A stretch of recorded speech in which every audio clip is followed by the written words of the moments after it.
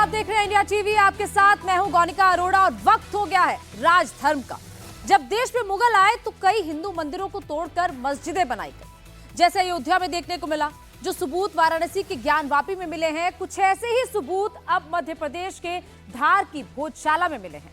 धार की भोजशाला हिंदू मंदिर है या मस्जिद, इस बात की लड़ाई दशकों से चलती आ रही है। हिंदू उसे मंदिर मानते हैं तो मुसलमान उसे मस्जिद बताते हैं, लेकिन ये मंदिर है या मस्जिद ये तो अदालत तय करेगी, और वो भी साइंटिफिक सबूत के आधार पर।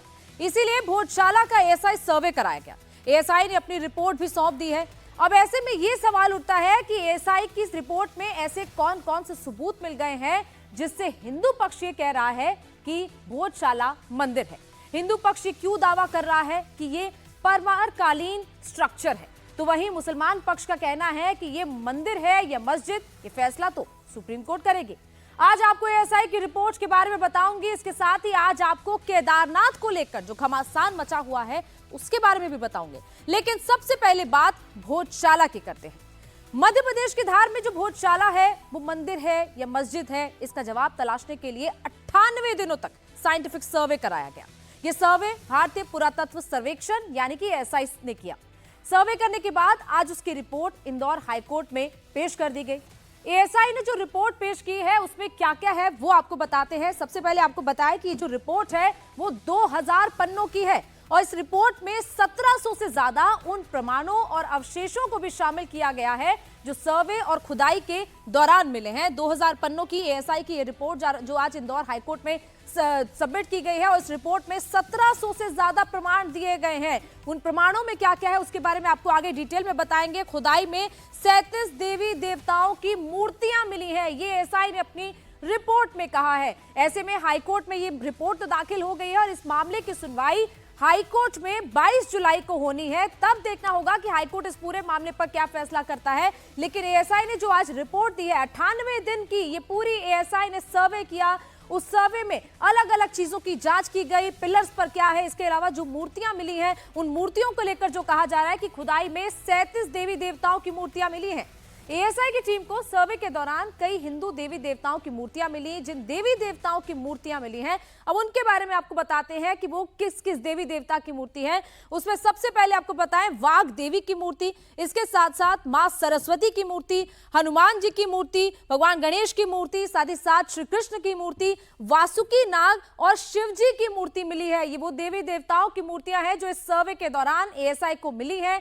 इसके अलावा शंख चक्र और इसके साथ साथ 89 अवशेष मिले हैं। साथ ही भोजशाला में कई खंबे ऐसे मौजूद हैं जो कि इतने साल पुराने हैं कि इन पत्थरों का उपयोग करके धार इसका निर्माण करवाया गया, और इसका भी जिक्र इस रिपोर्ट में किया गया है। क्योंकि बार बार ये कहा जाता है कि ये जो भोजशाला है ये मां सरस्वती का मंदिर है। ऐसे में यहाँ पर मां सरस्वती की मूर्ति भी मिली है, और इसके साथ साथ वाघ देवी, हनुमान जी, श्री कृष्ण, शिव जी, वासुकी नाग और साथ ही साथ भगवान गणेश की मूर्तियां मिली है। तमाम पिलर्स जो वहां पर उस मंदिर उस भोजशाला में मौजूद है, जिसका दावा हिंदू पक्ष करता है कि वो मंदिर है, उसमें भी कई ऐसे पिलर्स मिले हैं जिन पिलर्स पे कई तरह की नक्काशी उकेरी गई है। उसका भी सर्वे एएसआई ने किया।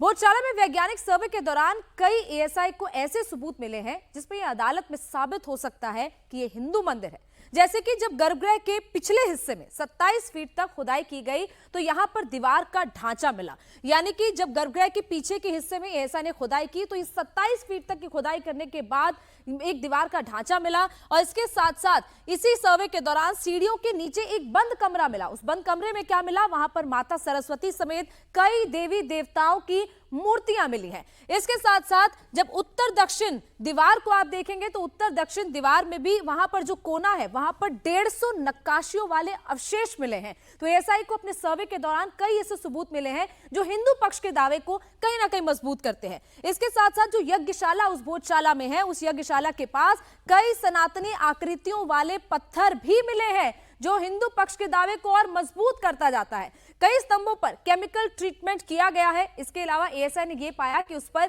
सीताराम लिखा हुआ है, ओम नमः शिवाय लिखा हुआ है। ये आकृतियां भी एएसआई को उन सर्वे पर मिली। उन पर केमिकल ट्रीटमेंट करने के बाद एएसआई को कुछ ऐसा लिखा हुआ मिला जहां पर सीताराम और इसके साथ साथ ओम नमः शिवाय मिला है। वहीं एएसआई की रिपोर्ट में हिंदू देवी देवताओं की मूर्तियां मिलने से हिंदू पक्ष बहुत खुश है।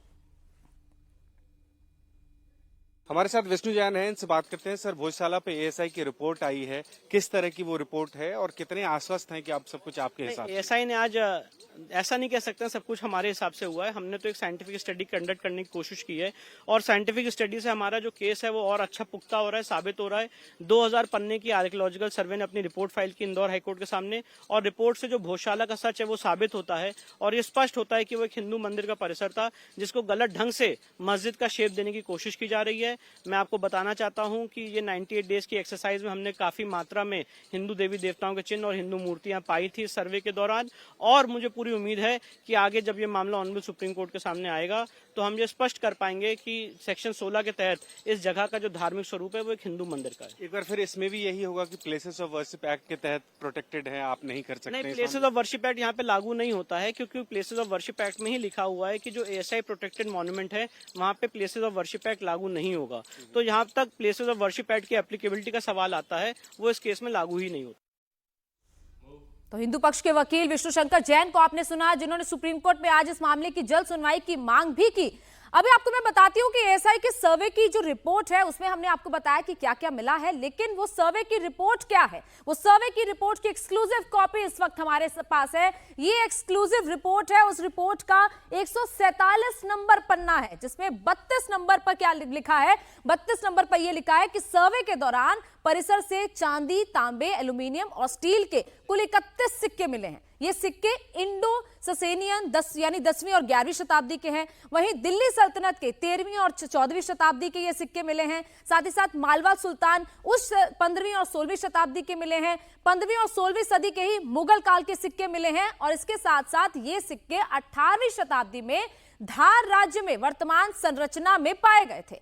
और इसके अलावा पॉइंट नंबर 33 की अगर बात करें तो पॉइंट नंबर 33 पर यह लिखा है कि साइट पर जो पाए गए पुराने सिक्के हैं वो इंडो ससेनियन है, यानी कि ये सिक्के 10वीं और 11वीं शताब्दी के हो सकते हैं। इसके साथ साथ ये भी दावा किया गया है कि ये सिक्के तब के हैं जब परमार राजा धार ने अपनी राजधानी के साथ मालवा में शासन कर रहे थे।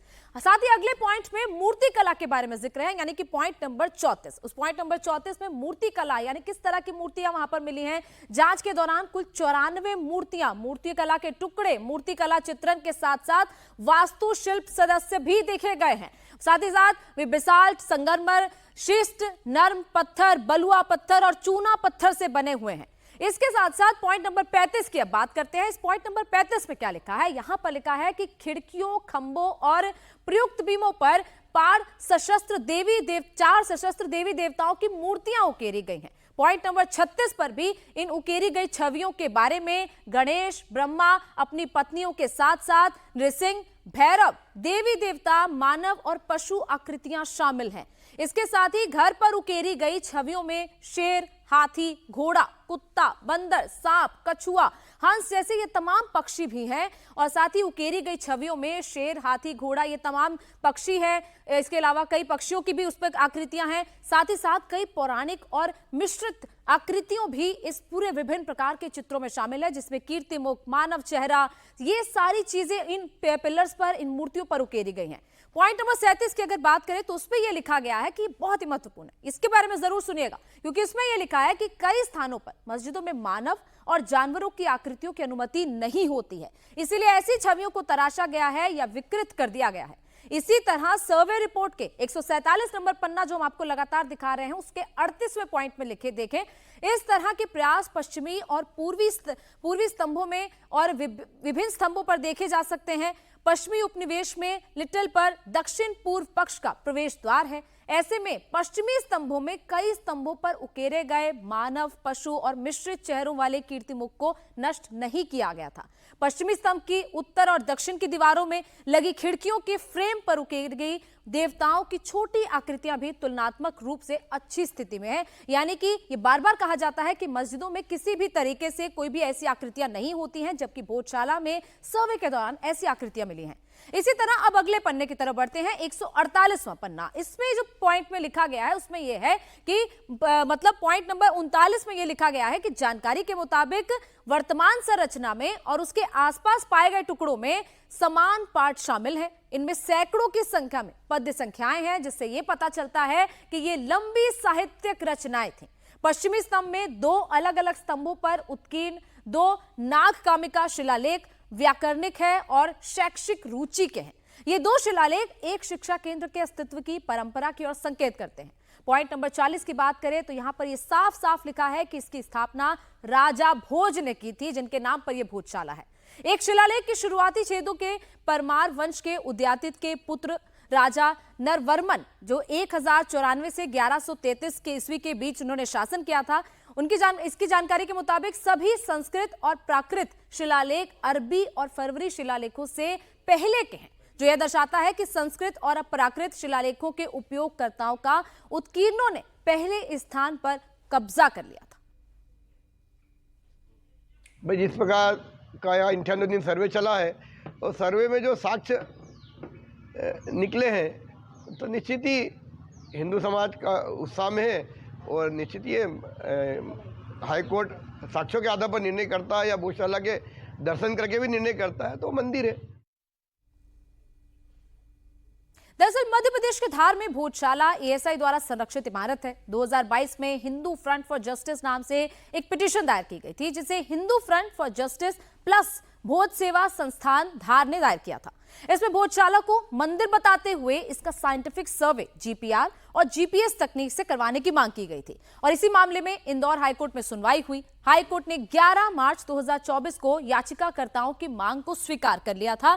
इंदौर हाईकोर्ट ने एएसआई सर्वे का आदेश 11 मार्च 2024 को ही दिया था और इसके बाद 22 मार्च को यानी कि अगले ही दिन एएसआई ने सर्वे का काम शुरू भी कर दिया था। उसके बाद 27 जून 2024 को यह मामला कोर्ट में जब पहुंचा तो 98 दिनों तक एएसआई ने सर्वे कराने का काम किया, यानी कि 22 मार्च से लेकर 27 जून तक 98 दिनों का यह पूरा सर्वे हुआ और उसके बाद आज यानी कि 15 जुलाई को एएसआई ने इंदौर हाईकोर्ट में अपनी सर्वे की रिपोर्ट सौंपी है। हालांकि इस पर सुनवाई अभी नहीं है, सुनवाई 22 जुलाई को है, लेकिन यह पूरा मामला 11 मार्च से इंदौर हाईकोर्ट में चला आ रहा है। जब इंदौर हाईकोर्ट में एएसआई को सर्वे का आदेश इंदौर हाईकोर्ट ने दिया था, याचिका दायर हुई थी उससे पहले, और उसके बाद 22 मार्च को एएसआई ने सर्वे का काम शुरू कर दिया था, यानी कि लगभग 11 से 12 दिन बाद एएसआई ने सर्वे का काम शुरू किया। फिर 27 जून को 98 दिनों तक ये सर्वे हुआ और उसके बाद 15 जुलाई यानी कि आज ये रिपोर्ट कोर्ट को सौंप दी गई। भोजशाला में एएसआई की टीम ने 98 दिनों तक एक सबूत इकट्ठा किया ताकि यह पता चल सके कि हिंदू मंदिर है या फिर यह मस्जिद है। 98 दिनों के सर्वे में 94 हिंदू देवी देवताओं की मूर्तियां मिली, दीवारों पर वेद की ऋचाएं लिखी हुई मिली हैं, जिसके बाद हिंदू पक्ष अब से यह कहने लगा है कि यह भोजशाला मस्जिद नहीं बल्कि हिंदू मंदिर है। भोजशाला मामले में एएसआई ने अपनी रिपोर्ट इंदौर कोर्ट में पेश कर दी है। इस रिपोर्ट के बारे में हम बात करेंगे। हमारे साथ हरिशंकर जैन जी हैं। हरिशंकर जैन वो वकील हैं जो ज्ञानवापी के मामले में भी थे, अयोध्या वाले मामले में भी थे और भोजशाला वाले मामले में भी।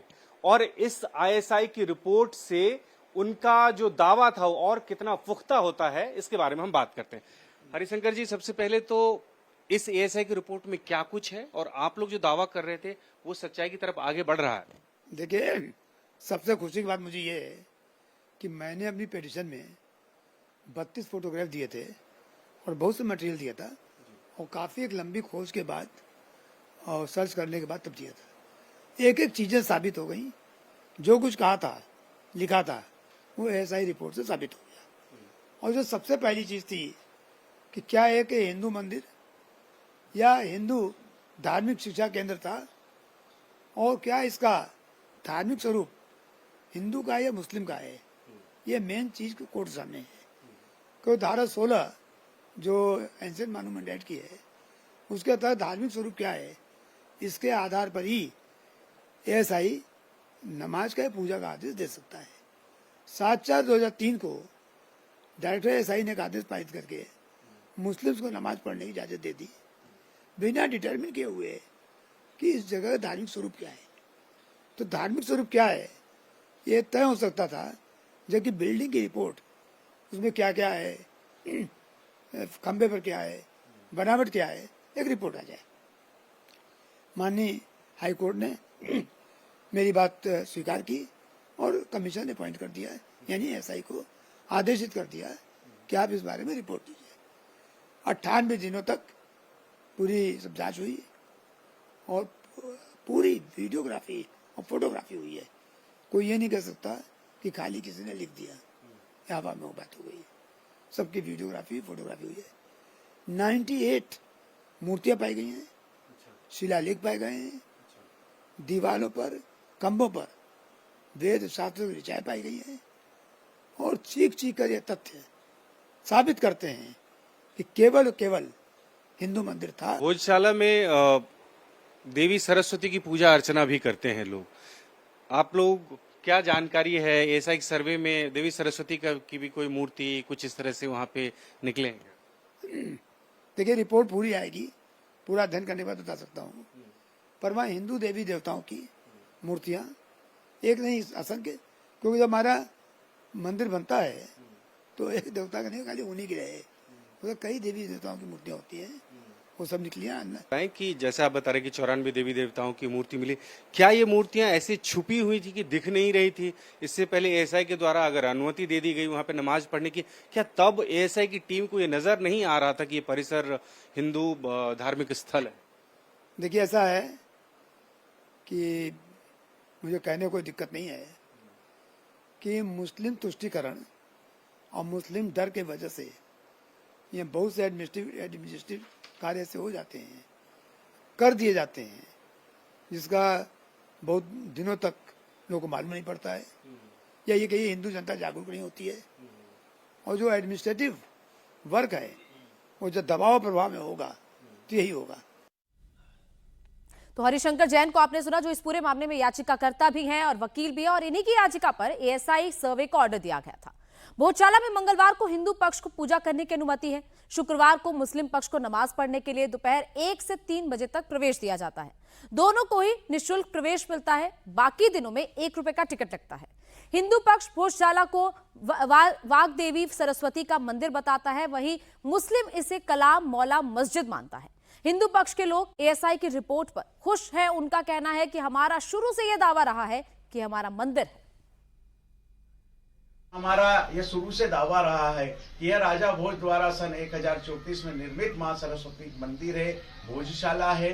परमार कालीन यह स्मारक होगा। तो हमें पूरी उम्मीद है कि जिन मांगों को लेकर हम माननीय हाईकोर्ट में गए हैं कि हिंदू समाज का पूर्ण आधिपत्य भोजशाला पर हो, वहां पर नमाज बंद हो, मां वाग देवी की प्रतिमा लंदन से लाकर गर्भगृह में स्थापित की जाए, 24 घंटे 365 दिन हिंदू समाज को बिना किसी रोक टोक के, बिना किसी प्रतिबंध के वहां पूजा अर्चना का अधिकार मिले। ये सारे रास्ते साफ होंगे इस रिपोर्ट से, और इस रिपोर्ट से हिंदू समाज का भोजशाला पर आधिपत्य होने का रास्ता साफ होगा। काम चलता रहेगा, लिस्टिंग का है, बाकी मेंटेनेंस का काम चलता रहेगा, और बाकी जो फॉर्म को हाईकोर्ट में 2 तारीख को कागज पेश करना, उसका काम चलेगा।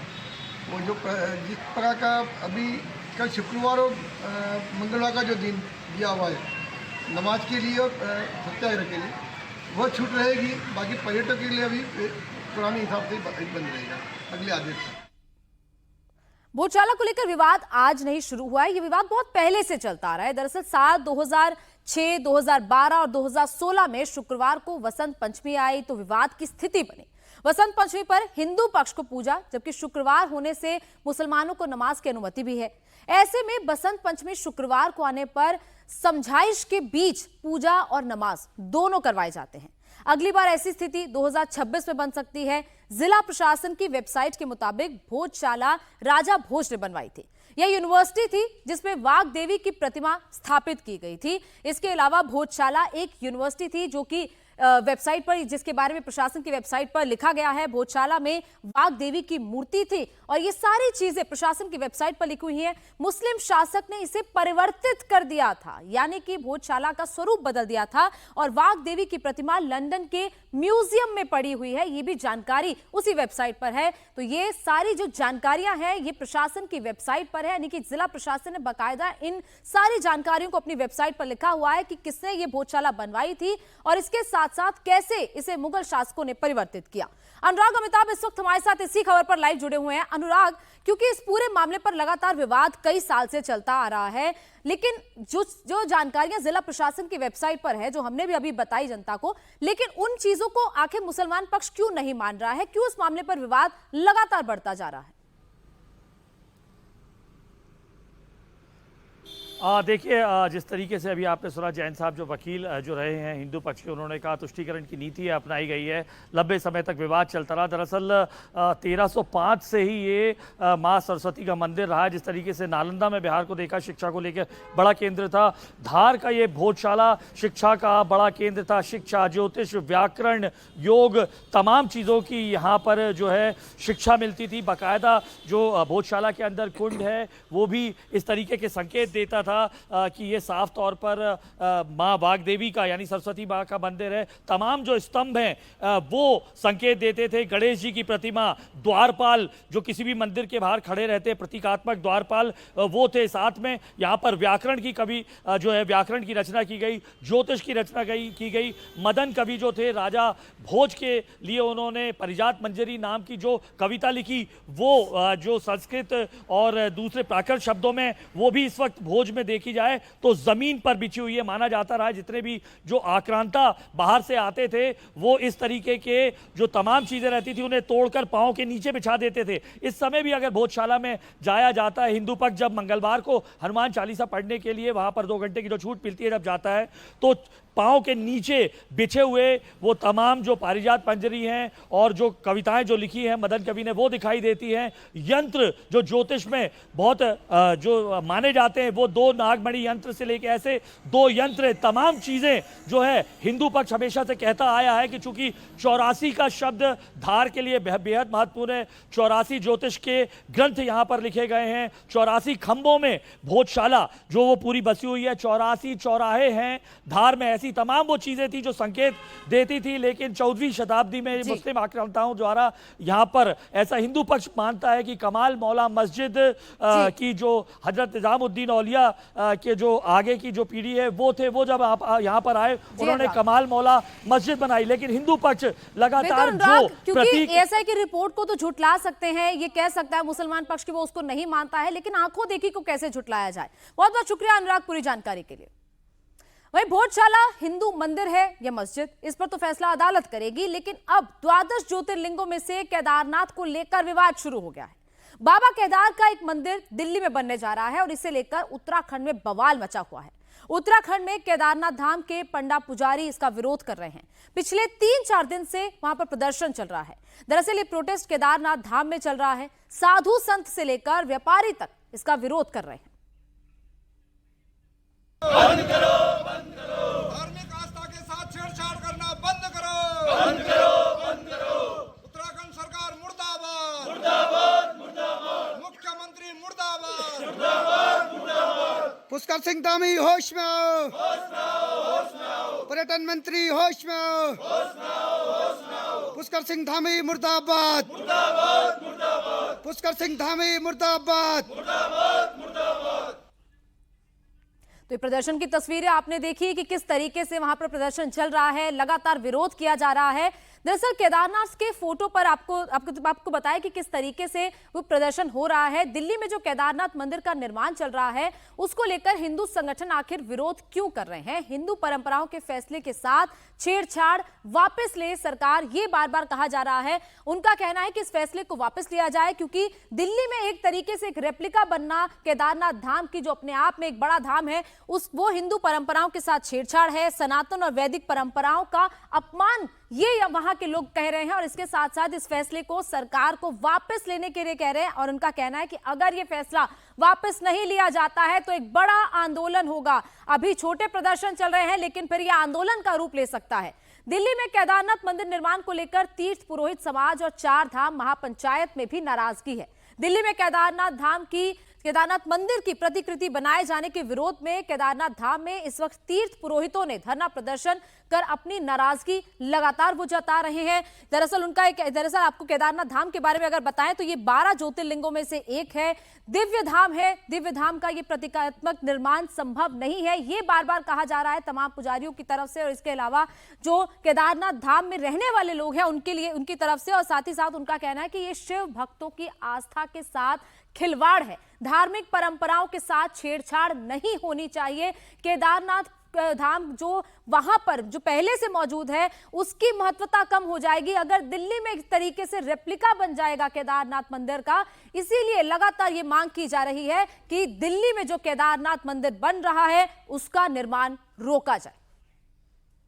ये जो बीजेपी की सरकार है, उत्तराखंड मुख्यमंत्री धामी जो सरकार है, वो हमको बार बार जो विवश होकर यहाँ पे बिठा रही है। सवाल इस चीज का है कि हमारे हिंदुस्तान में 4 धाम है और 12 ज्योतिर्लिंग में भगवान का 11वां ज्योतिर्लिंग है। हिमालय केदारनाथ की शिवालय, हिमालय में केदारनाथ जी का स्थान है। और हमारे मुख्यमंत्री धामी जी जो है दिल्ली में जाकर के एक केदारनाथ मंदिर की जो है शिला रखवा रहे हैं।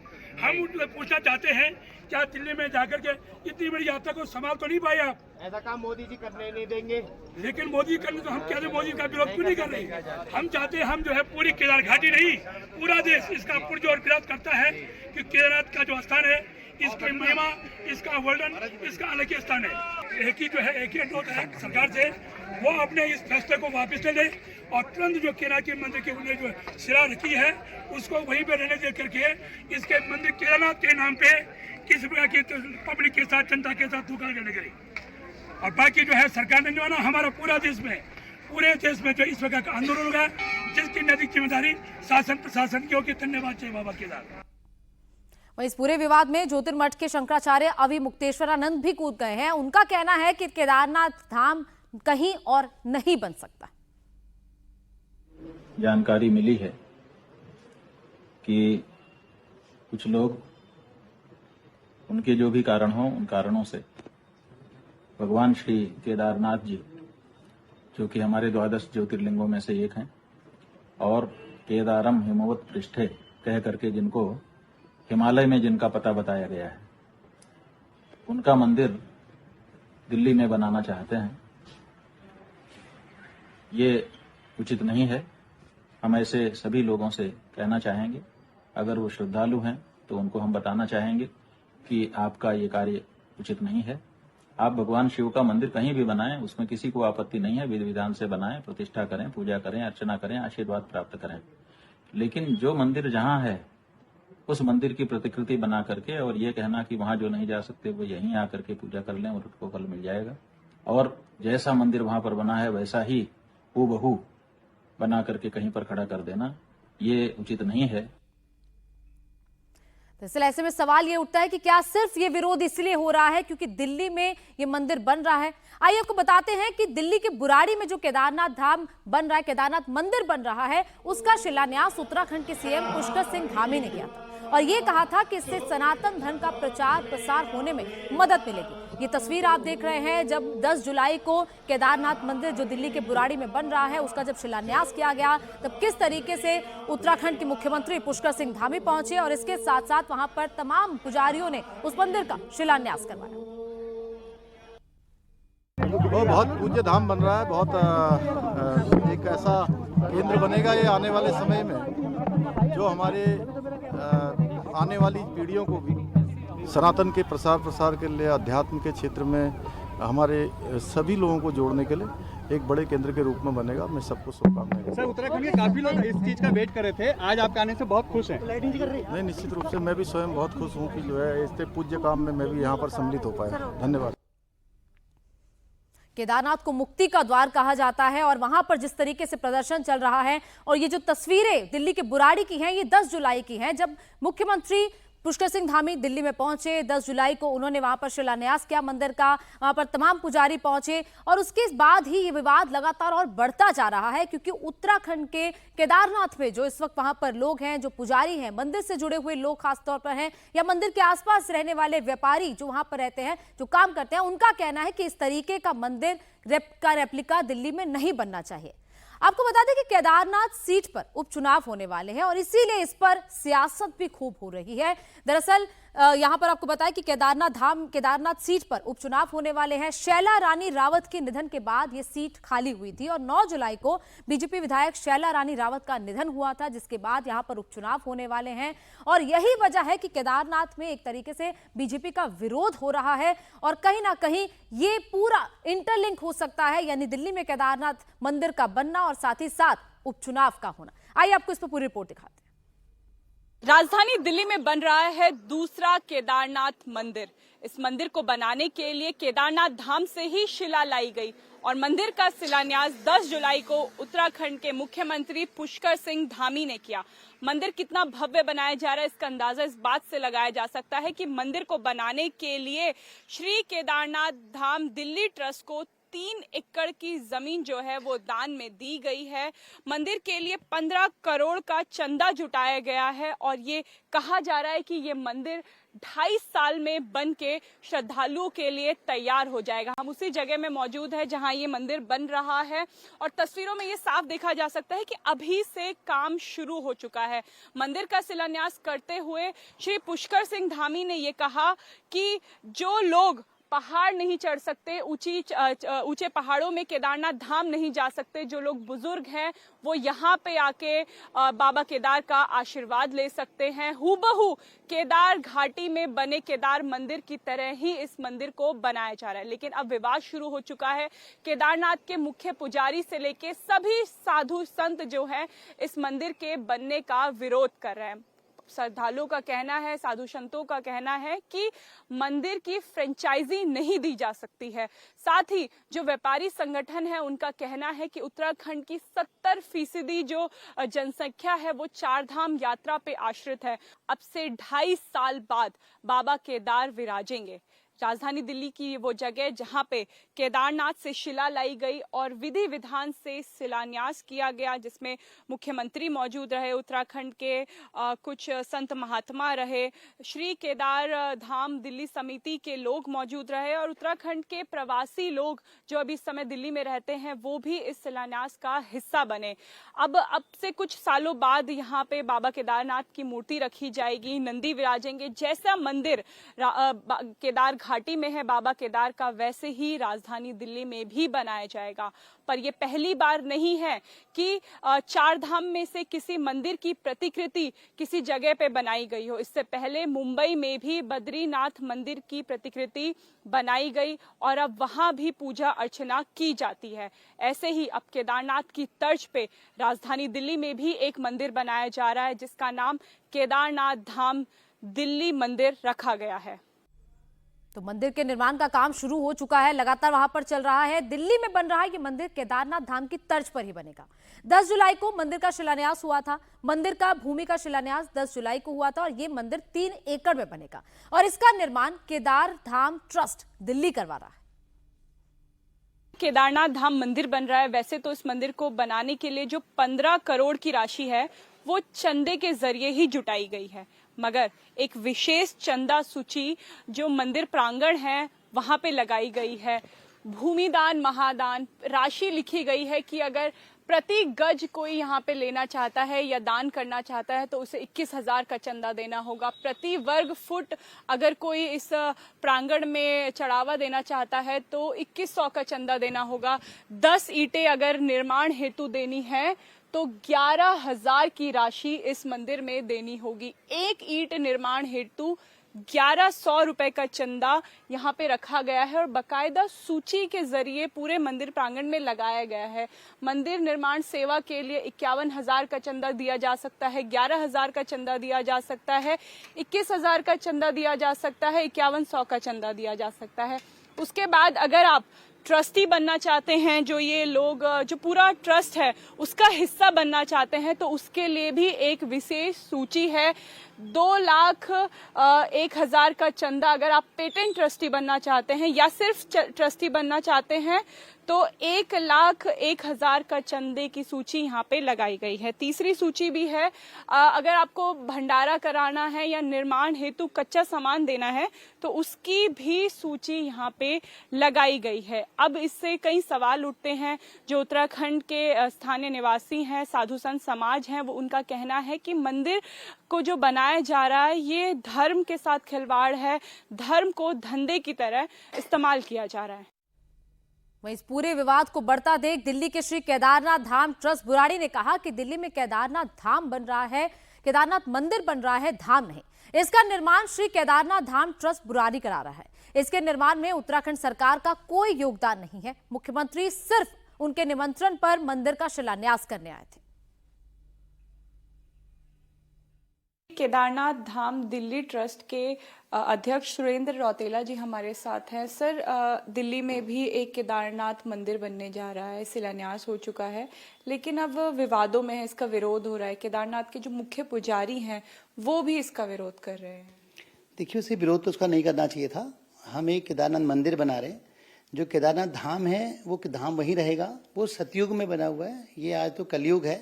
हम तो सिर्फ एक मंदिर बना रहे हैं और ये बिना बात पे एक विवाद खड़ा करा जा रहा है। चुनावी स्टैंड है, वहाँ पे केदारनाथ की जो विधायिका हैं उनकी डेथ हो चुकी है, वहाँ चुनाव होने वाले हैं और उसके चक्कर में चुनावी स्टैंड बनाया जा रहा है। बाकी ऐसा कुछ नहीं है। ऑलरेडी इंदौर में बिरला जी द्वारा केदारनाथ का बहुत बड़ा धाम बनाया जा रहा है। सफाई के अंदर अखिलेश यादव सेम मंदिर बना रहे हैं, वहाँ कोई विवाद नहीं है। लेकिन सिर्फ विवाद यहाँ इसलिए है कि यहाँ मुख्यमंत्री जी आए थे उद्घाटन करने के लिए, उनको बिना बात पे इसमें घसीटा जा रहा है, जबकि मुख्यमंत्री जी का इस मंदिर से कोई लेना देना नहीं है। हम उत्तराखंड से बिलोंग करते हैं और ऑलरेडी वो हमारे मुख्यमंत्री हैं और जो भी अच्छे पद पे होते हैं तो सभी लोग उनको बुलाते हैं। हमारा एक उनको सम्मान देने के लिए और अपने आप को यहाँ पे कि हम भी उत्तराखंड से हैं इसलिए उनको बुलाया गया था और उत्तराखंड सरकार से और धामी से इसका कोई मतलब नहीं है। जब मुख्यमंत्री जी यहाँ पे आए तो उन्होंने एक बात कही कि जो बुजुर्ग हैं, जो पहाड़ी नहीं चढ़ सकते हैं, वो यहाँ आ सकते हैं। तो क्या ये विकल्प होगा केदारनाथ मंदिर का? नहीं, उन्होंने ऐसा नहीं बोला कि जो बुजुर्ग हैं वो यहाँ आ सकते हैं, ऐसा बिल्कुल भी नहीं कहा। ये किसी और का स्टेटमेंट हो सकता है। मुख्यमंत्री जी ने बिल्कुल नहीं बोला और ये विकल्प नहीं है। ये अपने आप आपने देखा होगा पूरे हिंदुस्तान के अंदर वैष्णो देवी के कितने सारे मंदिर बने हुए हैं, खाटू श्याम के कितने मंदिर बने हुए हैं। ऑलरेडी बद्रीनाथ मंदिर जो कि बॉम्बे में बना हुआ है, जिसका उद्घाटन पूर्व मुख्यमंत्री हरीश रावत जी ने किया था, तो तब इन्होंने विरोध नहीं करा क्योंकि तब कांग्रेस की सरकार थी। इन्होंने विरोध नहीं करा उसका क्योंकि उनके खुद मुख्यमंत्री उसका उद्घाटन करने के लिए बॉम्बे में गए थे और इसका कोई विरोध नहीं हुआ। आपने देखा अभी कल्की महाराज जिनका भी भगवान विष्णु के जो अवतार हैं, उनका मंदिर अभी उनका अवतार भी नहीं हुआ है, अवतार होने वाला है।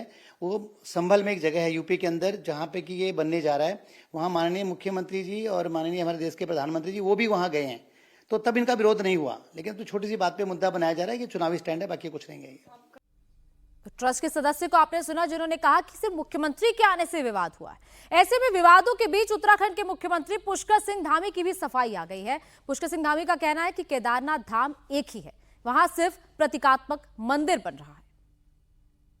देखिए, केदारनाथ धाम चूंकि हमारा जो ज्योतिर्लिंग है उसका स्थान एक ही है, दूसरे स्थान पर धाम नहीं हो सकता है। प्रतीकात्मक रूप से मंदिर चूंकि अनेक स्थानों पर बने हैं, ऐसे स्थानों पर मंदिर बनते रहे, लेकिन मूल स्थान जो है ज्योतिर्लिंग हमारा उत्तराखंड के अंदर ही है, दूसरे स्थान पर धाम नहीं हो सकता। और केदारनाथ मंदिर के बाद अब बात जगन्नाथ के रत्न भंडार की करेंगे। 46 साल के लंबे इंतजार के बाद आखिरकार भगवान जगन्नाथ का दिव्य भंडार खुल गया है। तय समय पर रत्न भंडार को खोला गया। पुरी मंदिर के मुख्य प्रशासक भंडार गृह में सरकार के प्रतिनिधि, एएसआई के अधिकारी, श्री गजपति महाराज के प्रतिनिधि और 4 सेवादारों समेत 11 लोगों की मौजूदगी में भंडार खुले। सागौन की लकड़ी से बने 6 बड़े संदूकों में जेवर, आभूषण, बर्तन, सामान, कीमती पत्थरों को रखा गया है। रत्न भंडार के दोनों हिस्सों में नए ताले लगा दिए गए हैं और यहां से मिले कीमती सामानों की डिजिटल लिस्टिंग की जाएगी, जिसमें उनके वजन और निर्माण जैसी डिटेल शामिल होगी। 46 साल पहले 1978 में यह भंडार खोला गया था। 2018 में हाईकोर्ट के निर्देश पर रत्न भंडार खोलने की कोशिश हुई थी, लेकिन चाबियां नहीं मिल सकी थी, जिसके बाद सियासी पारा भी चढ़ा था। बीजेपी ने चुनावी मैनिफेस्टो में इस मुद्दे को हाईलाइट किया था और अब सरकार बनते ही इसे पूरा करने की कवायद चल रही है। श्री जगन्नाथ मंदिर प्रशासन की ओर से हाईकोर्ट में दिए हल्फनामे के मुताबिक रत्न भंडार के 3 कक्ष, 2 कक्ष बाहरी कक्ष में आते हैं और तीसरा भीतरी कक्ष है। वर्तमान कक्ष में 3 किलो 480 ग्राम सोना और 30 किलो 350 ग्राम चांदी है। रोजाना होने वाले अनुष्ठानों के लिए इन्हीं का उपयोग होता है। बाहरी कक्ष में 95 किलो 320 ग्राम सोना और 19 किलो 480 ग्राम चांदी है। इन्हें त्योहार पर निकाला जाता है। वहीं भीतरी कक्ष में 25 गुना यानी 40 वर्ग फुट का है, जिसमें 50 किलो 600 ग्राम सोना और 134 किलो 50 ग्राम चांदी है। रत्न भंडार से जो भी जेवर, कीमती पत्थर, चांदी के बर्तन मिले हैं, उन्हें 6 बड़े संदूकों में रखा गया है। सागौन की लकड़ी से बने ये संदूक 4.5 फीट लंबे, 2.5 फीट चौड़े और 2.5 फीट ऊंचे हैं। समय कम था, इसीलिए नए ताले लगाकर रत्न भंडार को दोबारा सील किया गया और चाबियां हिफाजत से ट्रेजरी में जमा करा दिया गया। जो भी वैल्यूएबल्स है वो शिफ्टिंग हो गया है, जो टेम्पोररी स्ट्रांग रूम में।